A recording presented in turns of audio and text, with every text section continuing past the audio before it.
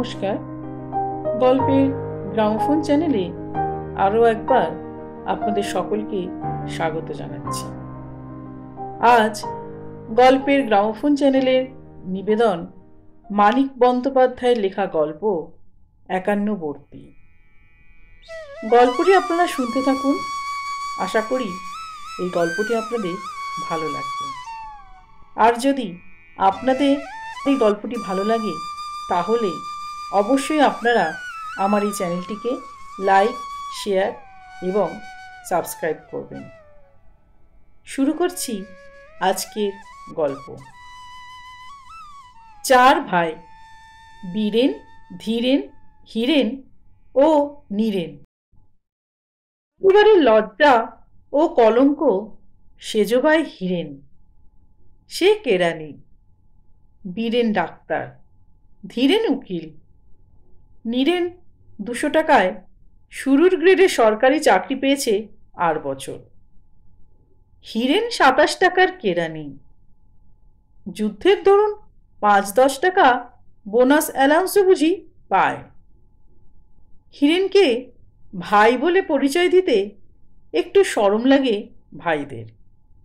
4 ভাই 3 ভাগে ভাগ হয়ে গেছে তবু। বাপের তৈরি বাড়িটাতে ভিন্ন ভিন্নভাবে বাজার করে রেঁধে বেড়ে ঝি, চাকর, ঠাকুর শুধু নিজেদের ভালো মন্দ সুখ দুঃখ নিয়ে মাথা ঘামিয়ে 3টি অনাত্মীয় ভাড়াটের মতো তারা বাস করে। হঠাৎ টান পড়লে একটু চিনি, 2 পলা তেল বা 1 খাবলা নুন ধার নেওয়া হয় এ সংসার থেকে ও সংসারে, দান হিসেবে নয়। 2-4 দিনের মধ্যেই ফিরিয়ে দেওয়া হবে। রেশনের বা কালোবাজারের মাল আনা হলে সঙ্গে সঙ্গে নিখুঁত মাপে তা ফিরিয়ে দেওয়া হয়। বড় 2 ভাইয়ের বউদের তরফের কোনো আত্মীয় স্বজনের কাছ থেকে বিশেষ কোন উপলক্ষে খাবার টাবার, মাছ টাছ এমন জিনিস যদি এত বেশি পরিমাণে আসে যে নিজেরা খেয়ে শেষ করবার আগেই পচে নষ্ট হয়ে যাবে, বাড়তিটা ভাগ করে দেওয়া হয়। হীরেনদেরও দিতে হবে। কেরানি বলে তার বউ এসেছে গরিব পরিবার থেকে। তার বাপের বাড়ির দিক থেকে কখনো কিছু আসে না 5 জনকে দেবার মতো, কখনো কিছু আসে না 5 জনকে দেখানোর মতো, কখনো আসবেও না। তবু উপায় কি? এটাই আসল কথা, তাকে নিয়ে লজ্জা পাবার। একেবারে অনাত্মীয় ভাড়াটির মতো বাস করুক, বাস তো করে একই বাড়িতে। সবাই তো জানে সে তাদের ভাই, আত্মীয় বন্ধু পাড়াপড়শি সকলে। সেটা উড়িয়ে দেওয়া যায় না কোনো মতেই। বিশেষত বুড়ি মা আছেন হীরেনের দলে। প্রায় তিনি অসুখে ভোগেন, সর্বদা জপ তপ নিয়ে থাকেন। খান তিনি নিজের খরচে, কিন্তু তার দুধটুকু জাল দেওয়া, দইটুকু পেতে রাখা, চাল ডাল তরকারিটুকু সিদ্ধ করে দেওয়া এসব করতে হয় হীরেনের বউকে। অসুখে বিসুখে ব্রত পার্বণে বাড়তি দরকারের জন্য বউদের ডেকে হুকুম দেন, কিন্তু রোজকার খুঁটিনাটি সেবা গ্রহণ করেন শুধু হীরেনের বউয়ের কাছ থেকে। তার রেশন কার্ড, কার্ডের মাল হীরেন পায়। মাসে 1.5 মণ 2 মণ কয়লার দাম তিনি দেন। ঠিকাছির 8 টাকা বেতনে 2 টাকা দেন, আর সাধারণভাবে সংসারের খরচ হিসাব দেন 10 টাকা। হীরেন ছাড়া সব ছেলের কাছেই তিনি ভরণ পোষণের মাসিক খরচও নিয়ম মতো আদায় করেন কড়াকড়ি ভাবে। বীরেনের পসার বেশি, সে দেয় 30 টাকা। ধীরেনের পসার হচ্ছে, সে দেয় 20 টাকা। চাকরি হবার পর নীরেন 20 বা 50 মা যা চাইতেন তাই দিত। আজকাল বড় বউয়ের পরামর্শে দায়টা মাসিক 25 টাকায় বেঁধে দিয়েছে। নীরেনের বউ নেই, এখনো বিয়ে করেনি। ভাইরা যখন ভাগ হয় এক বাড়িতে উনান জ্বালাবার আয়োজন করে 3টে। চোটে লাল হয়ে গেছিল নীরেন, লজ্জায় দুঃখে দাপাদাপি করে গালাগালি দিয়েছিল দাদাদের, বিশেষভাবে বড় 2 জনকে। তখনও তার চাকরি হয়নি। তার খাওয়া পড়া পড়াশোনার খরচ দেওয়ার দায়িত্ব এড়াতে বিশেষ করে ভাইরা ভিন্ন হচ্ছে মনে করে আতে তার ঘা লেগেছিল। আরও তার পড়বার ইচ্ছা ছিল, বিলেত যাওয়ার কথাটাও নাড়াচাড়া করছিল মনে মনে। এ সময় এরকম পারিবারিক বিপর্যয় ঘটাতে তার আতকে ওঠার কথাই।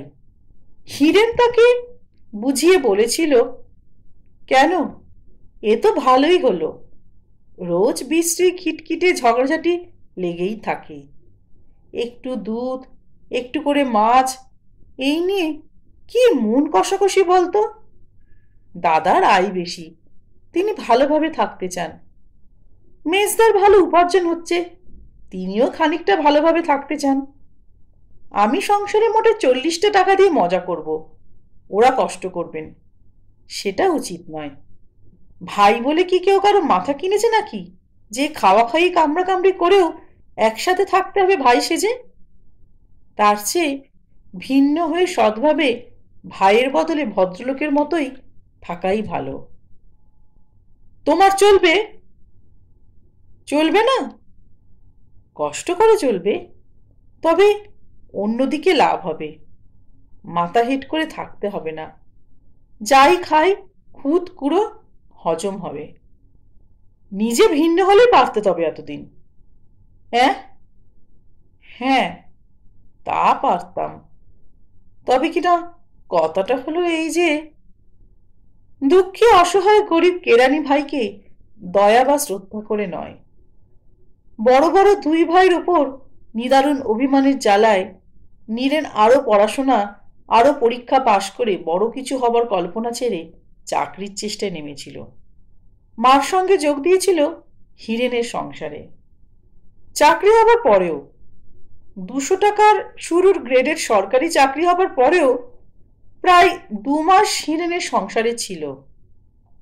3 সংসারের পার্থক্য ততদিনে স্পষ্ট থেকে স্পষ্টতর হয়ে উঠেছে। বড় বউ পুলকময়ী আর মেজ বউ কৃষ্ণপ্রিয়া চটপট অদল বদল করে নিজের নিজের সংসার সেজে ঢেলে গুছিয়ে নিয়েছে। আগেকার সর্বজনীন ভাড়ার ঘরটা ভেঙে চুরে নতুন জানলা দরজা তাক বসিয়ে পুলক করে নিয়েছে ঝকঝকে তকতকে সাজানো গোছানো আলো বাতাস ভরা বড় আধুনিক রান্নাঘর। দেখে বুক ফেটে গেছে কৃষ্ণপ্রিয়ার আফসোসে। সে যদি চেয়ে নিত ভাড়ার ঘরটা রান্নাঘর করার জন্য, উনান টুনান বসানো নতুন তৈরি রান্নাঘরটা পেয়ে ভেবেছিল খুব জেতা জিতে গেছে। ভাবতেও পারেনি দিন কয়েক বারান্দায় তোলা উনানে রান্নার কষ্ট সহ্য করে ভাড়ার ঘরকে এমন সুন্দর রান্নাঘর করা চলে। সেযোগ্য লক্ষ্মীও তাকে ঠকিয়ে জিতে গেছে পুরনো নোংরা রান্নাঘরটা পেয়ে। মেঝেতে ফাটল আর গর্ত, কালি ঝুল মাখা চুনবালি খসার দেয়াল, একটু অন্ধকার, কিন্তু ঘরটা মস্ত বড়। মিস্ত্রি লাগিয়ে কিছু পয়সা খরচ করলে ওই ঘরখানা দিয়েই বউকে হারানো যেত। চাকর বাজার করে, ঠাকুর ভাত রাঁধে, পুলকময়ী ঘর দুয়ার সাজিয়ে গুছিয়ে পরিষ্কার পরিচ্ছন্ন রাখে, নিজে সাজে আর ছেলে মেয়েকে সাজায়, পাড়া বেড়ায়, নিন্দে করে কেরানি দেওর ও তার বউয়ের। ধীরেন বাজার করে, ঠাকুর ভাত রাঁধে, কৃষ্ণপ্রিয়া সস্তা চটকদার আসবাব ও শাড়ি কেনে বড় বউয়ের সঙ্গে সমান তালে পাল্লা দেবার চেষ্টায়। নিজের ঘর দুয়ার সাজিয়ে গুছিয়ে পরিষ্কার পরিচ্ছন্ন রাখে, নিজে সাজে মেয়েটাকে সাজায়, অর্গান বাজিয়ে গান করে, কেঁদে কেটে চিঠি লিখে ঘন ঘন বড়লোক মামা মামি মামাতো ভাই বোনদের দামি মোটরে চাপিয়ে বাড়িতে আনায় পাড়ার লোকের কাছে নিজেকে বাড়াবার জন্য। ফর্সা রং আর থলথলে মাংসর যৌবনের গর্বে মাস্টারনির মতো পাড়ার মেয়েদের কাছে বর্ণনা করে পাড়ার প্রত্যেকটি মেয়ে বউয়ের শোচনীয় রূপের অভাব। বানিয়ে বানিয়ে যা মুখে আসে বলে যায় শাশুড়ি ননদ যা ও দেওরদের বিরুদ্ধে। তবু পুলকময়ের সঙ্গে পাল্লা দিতে পারে না বলে জ্বলে পুড়ে মরে যায়। যুদ্ধের বাজারে বিরিয়ানির পয়সার বড় বেশি বেড়েছে, 2 টাকার বদলে 8 টাকা ফি করেও গাদা গাদা কল পাচ্ছে। ঘরে এনেছে দামি আসবাব, পুলককে দিয়েছে শাড়ি গয়না, মোটর কিনেছে সেকেন্ড হ্যান্ড, জমি কিনেছে সেকেন্ড হ্যান্ড, জমি কিনে আয়োজন করছে বাড়ি করবার। ধীরেনেরও ওকালতিতে পসার বেড়েছে বেশ, তবে বীরেনের ডাক্তারির পসারের সঙ্গে তুলনাই হয় না। ভেবেচিন্তে কৃষ্ণপ্রিয়া হাত বাড়ালো নীরেনের দিকে। মাসে 400-500 টাকা আনছে ছেলেটা মাইনে আর উপরিতে, বিয়ে করেনি, বউ নেই। নীরেনও যেন তার হাত বাড়ানোর জন্যই প্রস্তুত হয়েছিল। হিরেনের সংসারের অশান্তি, উদ্বেগ আর অভাবের সঙ্গে একটানা লড়াই, মার গুম খাওয়া একগুঁয়ে সেকেলে ভাব জীবনে তার বিতৃষ্ণা এনে দিয়েছে। প্রায় তাকে বাজার করতে হয়, প্রায় তাকে গিয়ে দাঁড়াতে হয় রেশনের লাইনে। মার আবদার আর হুকুম সমানে চলেছে তারই ওপরে। আর যেন তার ছেলে নেই। তাছাড়া সব বড় ভোতা, বড় নোংরা। বড় বউ আর মেজ বউয়ের প্রায় 4-5 বছর পরে বউ হয়ে এসেছে লক্ষ্মী। তার ছেলে মেয়ের সংখ্যা ওদের দুজনের ছেলে মেয়ের সমান। সারাদিন সে শুধু রাঁধছে, বাড়ছে, ছেলে মেয়েদের খাওয়াচ্ছে, পড়াচ্ছে, বুড়ি শাশুড়ি সেবা করছে, গাদা গাদা জামা কাপড় সিদ্ধ করছে, কপালকে দোষ দিচ্ছে, সর্বদা বলছে মরলে জুড়বো, তার আগে নয়। ঘর সংসার সে সাজাই গোছায় অতি যত্নে। পুরনো বাক্স, প্যাটরা, রংচটা খাট, চেয়ার, ছেঁড়া কাপড় জামা, ময়লা কাঁথাকানি নিয়ে যতটা সাজাতে গোছাতে পারে। রান্নাঘর ধোয়ায় দুবেলা, নোংরা রান্নাঘর। এই ঘরে রান্না করা ডাল ভাত মাছ তরকারি খেতে ঘেন্না করে নীরেনের। খেতে বসলে আবার প্রায় পুলক বা কৃষ্ণপ্রিয়া রান্নাঘর থেকে ভেসে আসে ঘি, মাংস, পেঁয়াজ, এলাচের গন্ধ। ঠাকুরপো, কাল তোমার নেমন্তন্ন, নিজে রেঁধে খাওয়াবো, কৃষ্ণপ্রিয়া বললে একদিন হাসি হাসি মুখে। সহজে সে হাসে না, তার দাঁতগুলি খারাপ। এমন অগোছলে কি করে থাকো ঠাকুরপো? ছি ছি, চারদিকে ঝুল, খাটের নিচে নরক হয়েছে ধুলো জমে। কি ছড়িয়ে ভরিয়ে রেখেছ সব? এতগুলো টাকা ঢালছো মাসে মাসে, ঘরটাও কি কেউ একটু সাফসুরাত করে দিতে পারে না তোমার? তখন তখন নিজের ঝিকে নিয়ে ঝুল ঝেড়ে ধুয়ে মুছে সাফ করে কৃষ্ণপ্রিয়া। ঘরটা সাজিয়ে গুছিয়ে দেয়। আগে থেকে সে ঠিক করে এসেছিল এটা সে করবে। নীরেন বুঝতে পারে। স্নান করতে যাওয়ার ঠিক আগে এসেছে পরদিন খেতে বলতে। ধুলো ঘেটে ঝুল মেখে ঘর সাফ করে সাবান মেখে স্নান করবে। খুশি হয় নীরেন টের পেয়ে। খাতির পেয়ে অসুখী হবার কি আছে? খেয়ে আরো খুশি হয় নীরেন। সব রান্নাই প্রায় ঠাকুরের। দুটি বিশেষ জিনিস শুধু কৃষ্ণপ্রিয়া রেঁধেছে। লক্ষ্মীর কোনো মতে তাড়াতাড়ি হাত চালিয়ে দায়সারা একঘেয়ে রান্না নয়। 24 ঘন্টা ছেলে মেয়ের নোংরামি ঘাটা কোনো মানুষের রান্না নয়। অপরিষ্কার স্যাঁতস্যাঁতে ঘরে পুরনো মলিন পাত্রে মটকাহীন মরচে ধরা টিনের কৌটোর মশলার রান্না নয়।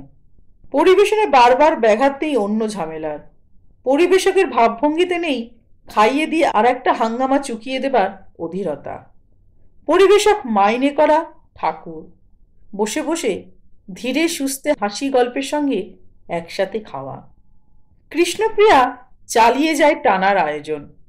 ওদিকে এতদিন পরে হিরেন আর লক্ষ্মীর সঙ্গে নীরেনের বাঁধতে থাকে খিটিমিটি। মাসের শেষে আরো কয়েকটা টাকা সংসারের দরকার হলে নীরেন বলে, আমি টাকা দিতে পারবো না, যা দিয়েছি আমার একার জন্য তার সিকিও লাগে না। হিরেন বলে, তা লাগে না, কিন্তু তুই একা মানুষ, কি করবি অত টাকা দিয়ে? যাই করি না। লক্ষ্মীর সঙ্গে বাঁধে অন্যভাবে, অনেকভাবে। ছুটির দিন একটু দেরি করেও খেতে পারবো না খুশি মতো?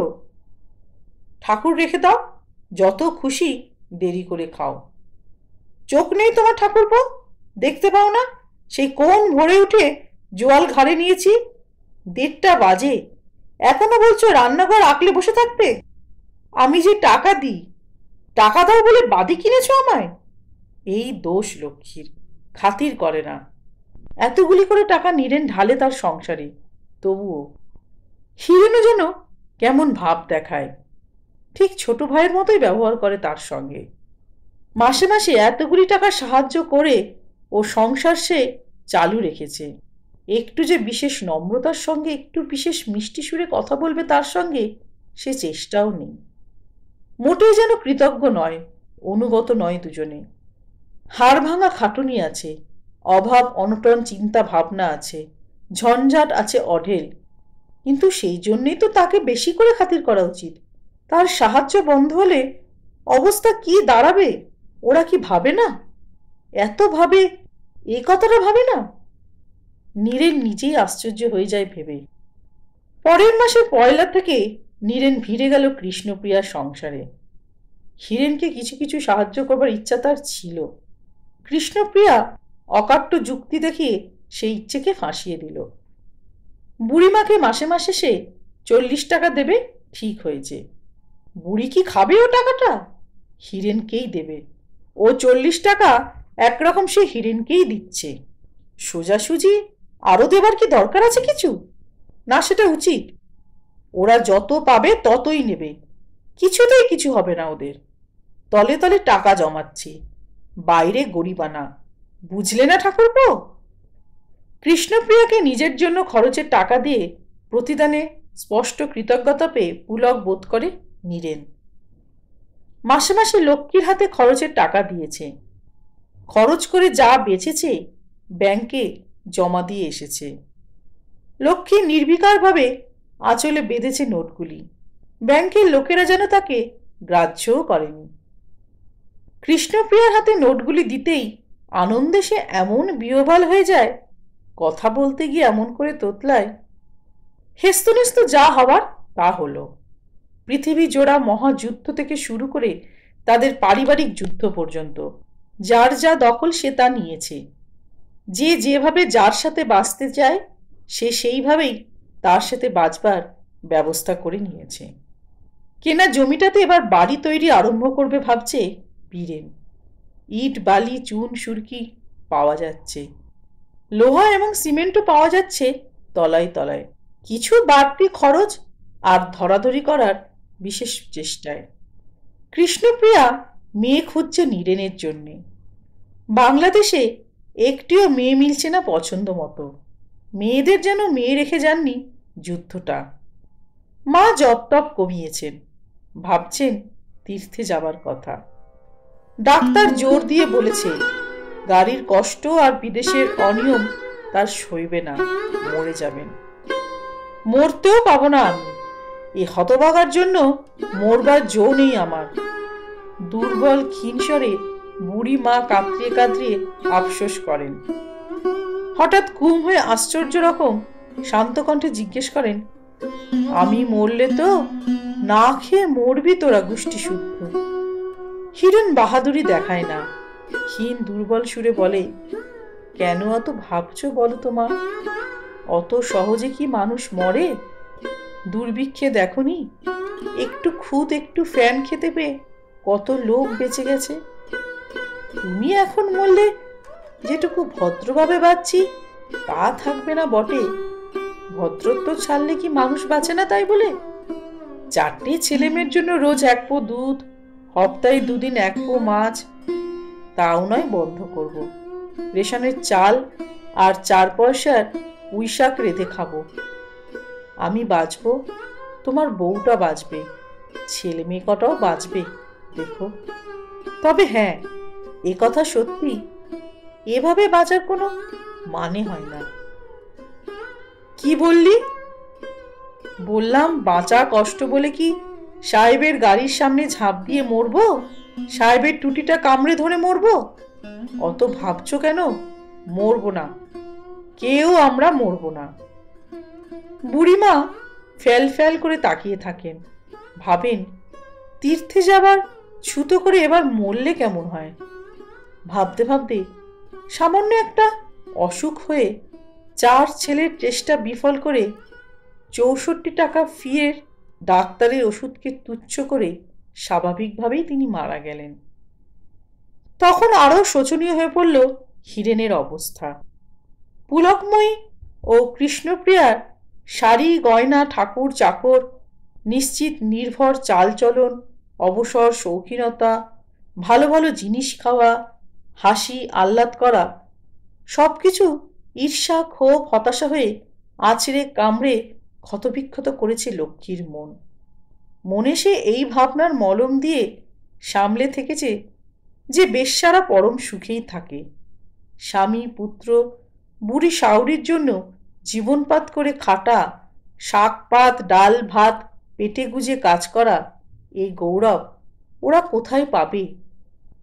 নিজের মনে সে গজর গজর করছে, মরণ কামনা করছে শুধু গোপনে নিজেকে শুনিয়ে। হিরেনের ওপর ঝাঁঝ ঝেড়েছে শুধু স্বামী স্ত্রীর মধ্যে চিরদিনের চলিত দাম্পত্য কলহের মধ্যে। কিন্তু এবার আর সইল না। 4টি ছেলে মেয়ের 2টি বড় হয়েছে, তারা শাক পাতা ডাল ভাত খেতে পারে, অন্য দুটিকেও তাই খাওয়ানো যায় কিছু কিছু। কিন্তু একটু তো দুধ চায়। 1 পো দুধ আসতো, সেটা বন্ধ হলো। সপ্তাহে 2 দিন মাছের আঁশটে গন্ধ নাকে মুখে লাগতো, তা আর লাগে না। যে সায়াটা ন্যাকড়ার কাজে লাগাতে হয়েছে, কৃষ্ণপ্রিয়ার মতো থলথলে যৌবন না থাক, সেও তো যুবতী, বয়স তো তার মোটে 27 বছর। সায়াহীন ছেঁড়া কাপড়ে দেহ ঢেকে তাকে চলতে ফিরতে হচ্ছে। তাকিয়ে তাকিয়ে দেখছে সবাই। কি এক কলা কৌশল জেনেছে হিরেন, অভয় দিয়ে বলছে যে ভয় নেই, আর ছেলে মেয়ে হবে না। এসব কি সত্যি? কখনো হতে পারে সত্যি মানুষের জীবনে? এসব ফাঁকি, এসব যুদ্ধের বোমা, এসব ভূমিকম্পের দিশেহারা পাগলামি। বাঁচতে হলে তেতলার ছাদ থেকে লাফিয়ে পড়ে মরতে হবে, নইলে বাঁচার কোনো উপায় নেই। ছাদের আলসে উঠবার সময় হিরেন তাকে আটকায়। এত এলোমেলো কথার পর এত রাত্রে তাকে ছাতে যেতে দেখেই আগেই সে খানিকটা অনুমান করেছিল। আমি যদি মরি তোমার তাতে কি? লক্ষ্মী বলে, ঝাঁঝের সঙ্গে ছাড়া পাবার জন্য লড়তে লড়তে হিরেনের বাহুমূলে কামড় বসিয়ে দিয়ে। হিরেন জানে লক্ষ্মীকে, ভালোভাবেই জানে। সে তার 4টি সন্তানের মা। কাঁদো কাঁদো হয়ে সে বলে, তুমি খালি নিজের কথাই ভাবছ লক্ষ্মী? চমকে থমকে যায় লক্ষ্মী। নিজের কথা ভাবছি? আমি মরলেই তো তোমার ভালো। ভালো? তুমি মরলে আমি বাঁচবো? বাঁচবে না? আমি মরলে তুমি বাঁচবে না? দাঁড়াও বাপু, ভাবতে দাও। বাঁচবে না? সে হার মেনে ছাদ থেকে লাফিয়ে পড়ে মরলে হিরেনও মরবে অন্য কোনো রকমে। তাই হবে বোধহয়। যে কষ্ট আর তার সইছে না, সেই কষ্ট তো লোকটা তারই সঙ্গে সমানভাবে সয়ে আসছে আজ 10-11 বছর। তাই বটে, লোকটা অন্য সব দিকে অপদার্থ হোক, এই একদিকে খাঁটি আছে। আমার বড় ঘুম পাচ্ছে, কতকাল জেগে আছি বলো তো? একটু ঘুমাবো আমি। ঘরে ফিরে গিয়ে চাদরহীন তুলো গিজগিজ করা ছেঁড়া তোষকে হিরেনের বুকে মাথা রেখে সে জেগে থাকে। হিরেনের কথা শোনে। 7টা দিন সময় দেবে আমাকে লক্ষ্মী? আমি বুঝেও বুঝিনি, যা করার দরকার করেও করিনি। মাছি মারা কেরানি তো, এইরকম স্বভাব আমাদের। যাই হোক, তুমি আমায় 7টা দিন সময় দাও। ও মা, কিসের সময়? তুমি কিছু করবে না, ছাদ থেকে লাফিয়ে পড়বে না। আমি গিয়েছিলাম নাকি লাফিয়ে পড়তে? লক্ষ্মী রাগ করে বলে। আমি যাইনি, কিসে যেন টেনে নিয়ে গিয়েছিল আমায়। 7 দিন সময় চেয়ে নেয় হিরেন, কিন্তু ব্যবস্থা সে করে ফেলে 1 দিনের মধ্যেই। লজ্জায় লাল হয়ে দুঃখে ম্লান হয়ে লক্ষ্মী শুধু ভাবে যে এত দুঃখের মধ্যে একটা খাপছাড়া পাগলামি করে বসে না জানি মনে কত দুঃখ বাড়িয়েছে সে লোকটার। রাত 9টায় হিরেন বাড়ি ফেরে। কচু সেদ্ধ আর ঝিঙে চচ্চড়ি দিয়ে দুজনে একসাথে বসে ভাত খেয়ে ঘরে গিয়ে শোবার ব্যবস্থা করে রাত 11টার সময়। লক্ষ্মী জিজ্ঞেস করে, কোথায় ছিলে? পাড়াতেই ছিলাম। রমেশ, ভূপেন আর কানাই আমারই মতো কেরানি। চেনো তো ওদের? ওদের বাড়িতে। ভালো কথা, কাল ভোরে ওদের বউরা তোমার সঙ্গে দেখা করতে আসবে। লক্ষ্মী দীর্ঘ নিঃশ্বাস ফেলে। বুঝেছি, তোমার 3 বন্ধুর 3 বউ আমাকে কাল বোঝাতে আসবে ছাদ থেকে লাফিয়ে পড়া কত অন্যায়। না, ওরা তোমার সঙ্গে পরামর্শ করে ব্যবস্থা করতে আসবে ওদেরও যাতে তেতলার ছাদ থেকে লাফিয়ে পড়বার দরকার না হয়। মোড়ক ডাকা ভরে এলো লতিকা, মাধবী আর অলকা। সঙ্গে এলো 11টি কাচ্চা বাচ্চা। আর বাজারের থলিতে ভরা চাল, ডাল, তরি তরকারি, বোতলে ভরা সর্ষের তেল, ভাঙা টিপটে নুন, বস্তায় ভরা 8 মণ কি 1.25 মণ কয়লা। কচিদের মাই দিয়ে ছড়া গিয়ে গা চুলকে থাপড়িয়ে ঘুম পাড়িয়ে শুয়ে রাখা হলো হিরেনের শোবার ঘরে। বাড়তি ছোট ঘুপচি ঘরখানা সাফ করে রাখা হলো চাল, ডাল, তেল, নুন, তরি তরকারি। লতিকা উনানে আঁচ দিল। হিরেনদের রাতের এঁটো বাসন মাজতে গেল কলতলায়। উনানে প্রথম কেটলিটা চাপিয়ে সেটা নামিয়ে নিয়ে মাধবী চাপালো বড় সসপেনটা। আমাদেরই কম পড়তো 1 কেটলি চায়, 2জন ভাগিদার বেড়েছে। তুমি চা খাও তো ভাই লক্ষ্মী? জানি খাও, কে না খায় চা। লক্ষ্মী জিভ কামড়ায়, জোরে কামড়ায়। ঘুমিয়ে না হয় স্বপ্ন দেখে আবোল তাবোল অনেক কিছু, জেগেও স্বপ্ন দেখবে। কিন্তু প্রশ্ন সে করে না। দুর্বোধ্য যা, তা কথার ব্যাখ্যা শুনে বুঝতে তার ইচ্ছে হয় না। এরা সবাই তার চেনা, আশেপাশে থাকে। তার মতো গরিব কেরানির বউ। চা রুটি খাওয়া থেকে ডাল ভাত খাওয়ার সব ব্যবস্থা এরা নিয়ে এসেছে। তার চিনিটুকু, চালটুকু, কালকের বাড়তি তরকারিটুকু, তেল নুনটুকু দিয়ে বাড়তি ছোট ঘরটায় জমা করেছে নিজেদের সঙ্গে আনা জিনিসের সঙ্গে। লতিকা বলে, বাঁচলাম ভাই। 3 বাড়ির খাওয়ার জিনিস, বাসনপত্র জায়গা পায় না, সব ছড়িয়ে থাকে। এ ঘরটা ছোট হোক, ঘুপচি হোক, খাসা ভাড়ার ঘরের কাজ দেবে। মাধবী বলে, মস্ত রান্নাঘর, 200 লোকে রান্না হয়, বাঁচা গেল। অলকা বলে, ভালোই হলো তুমি দলে এলে ভাই লক্ষ্মী। 3জনে মিলে খরচ কমিয়েছিলাম, এবার আরো কমবে। পালা করে রাঁধবো বাড়বো, তারও একটা জায়গা নেই ভালো মতো, না ভাড়ার না রান্নাঘর। কি যন্ত্রণা বলো দেখি। অন্য কাউকে কিছু জিজ্ঞাসা করতে ভয় করে লক্ষ্মীর। সারাদিন চুপচাপ থেকে রাত্রে সে হিরেনের কাছে জবাব চায়।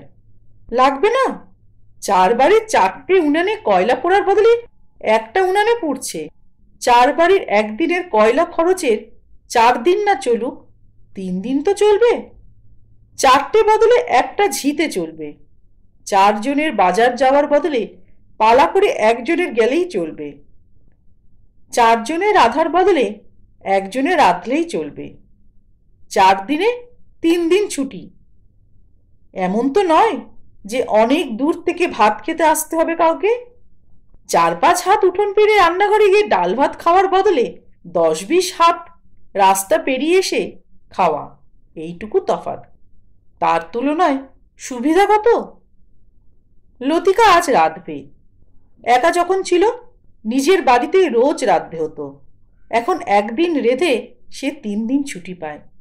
একদিন মানুষের খাওয়ার মতো কিছু যদি রাঁধত, তো 2 দিন কি রাঁধবে, কার পাতে কি দেবে ভেবে পেত না। আজ সে ভালো মাছ তরকারি রাঁধতে পেরেছে কোনো চিন্তাভাবনা না করে। 3 দিন পরে এই 4 অনাত্মীয় পাড়াপড়শি 51বর্তী পরিবারের জন্য রান্না করার ভার পায় লক্ষ্মী। বিয়ের পর একটানা 3 দিন বিশ্রাম ভোগ করা তার জীবনে এই প্রথম জুটেছে। ছেলে বিয়েতে আতুর ঘরে গিয়ে রান্না বান্না না করতে হওয়াটা ছুটি নয়, ছেলে বিয়েনোর খাটুনি ঢের বেশি রান্না বাড়ার চেয়ে। আবেগে উচ্ছ্বসিত হয়ে সে বলে, লতিকা, মাধবী, অলকা, তোরাই আমায় বাঁচালি। লতিকার ছেলে, মাধবীর মেয়ে, অলকার ভাই, এই তিনজনের সঙ্গে নিজের বাচ্চা দুটোকে সে দুধ খাওয়ায়। ছাদ থেকে লাফিয়ে পড়ে সে মরতে গিয়েছিল কদিন আগে দিশেহারা হরিণীর মতো। আজ বাঘিনীর মতো বাঁচতে শুধু সে রাজি নয়, বাঁচবেই, এই তার জিদ। গল্পটি এখানেই শেষ হলো। খুব শীঘ্রই হাজির হব আমার পরবর্তী গল্প নিয়ে। নমস্কার।